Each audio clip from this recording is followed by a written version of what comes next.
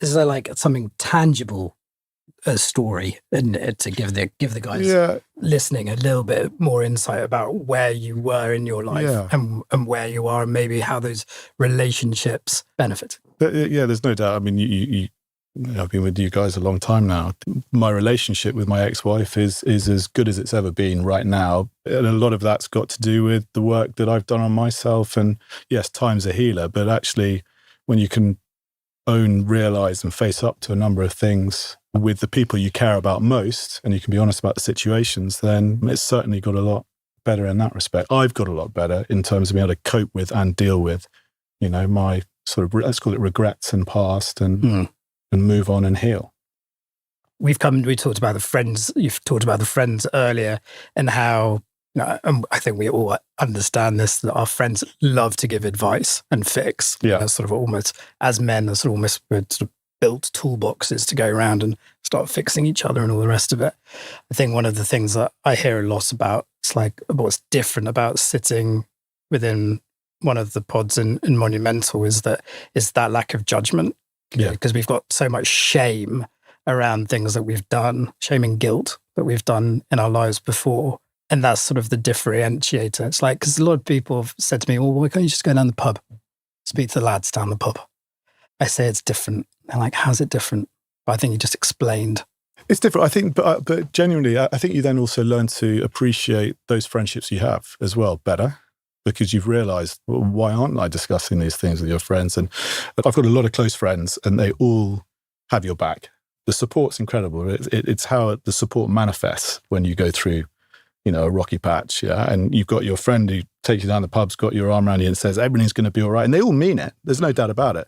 Sometimes you need the friend that's going to shake you and is pragmatic and go, right, we're going to stop this, we're going to nip this in the bud, and we're going to move on in a way that is healthy for you and your relationships, basically. And I won't underestimate and or put any more behind any other friendship, that they all serve their purpose in those given moments, for sure. There's no doubt about it. And they all know who they are as well.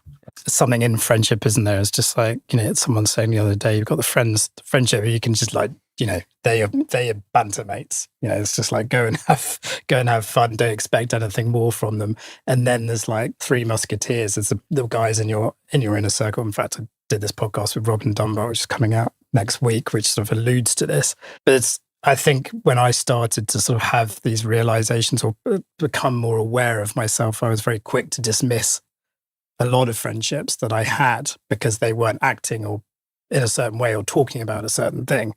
And I think that that's sort of something that perhaps you don't want to burden necessarily your inner circle of, say, let's talk about 50 people that you know constantly with your problems. And that's why it's important to get outside of that close-knit group, to get into a non-judgmental environment so you don't feel as though you're going to be judged in any capacity.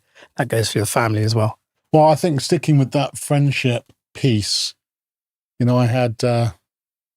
used to run a networking event on a weekly basis for business in literally next door. We are in Parsons Green. And I went expecting to get business referrals and leads, and I got something that I never even considered, which was friends.